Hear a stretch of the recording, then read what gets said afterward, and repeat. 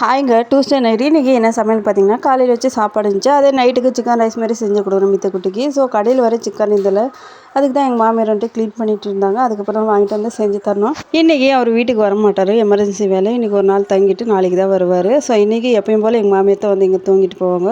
அவங்க வந்து தூங்கினப்போ நான் செய்கிற வேலை ஒன்றே ஒன்று தான், ஃபோன் மட்டும் சுவிட்ச் ஆஃப் பண்ணி வச்சுருவேன். ஏன்னா ஃபோன் பார்த்தாக்கா அவங்க திட்டுவாங்க. நைட்டில் சுவிட்ச் ஆஃப் பண்ணி வச்சுருவேன். காலையில் தம்பிக்கு வாங்குற பாலில் கொஞ்சம் மீதியாச்சு, அதை தான் பெரம்ப ஊற்றி வச்சு, ஏன்னா பெரம்பு ஒரு இருந்தில்ல, அதான் வரமிளகா எப்பயும் போல் போட்டு வச்சு காலையில் தயிர் சூப்பராகவே ஆகிடும். ஊற்றி வச்சுட்டு அதுக்கப்புறம் வந்துட்டு தம்பிக்கு நைட்டுக்கு பாலும் வாங்கிட்டு வந்து காய வச்சுட்டேன்.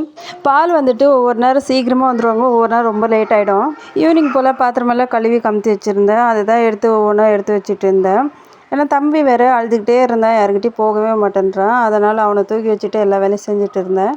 எனக்கு மட்டும் ரெஸ்ட்டே கிடைக்காது, ஏதாவது ஒரு வேலை செஞ்சுக்கிட்டே இருப்பேன். அதுவும் அவர் வீட்டில் இருந்தாருன்னா மட்டும் அன்றைக்கி மட்டும் குழந்தைங்களெல்லாம் அவர் பார்த்துக்குவார். அதனால் நான் கொஞ்சம் ரெஸ்ட் எடுப்பேன்.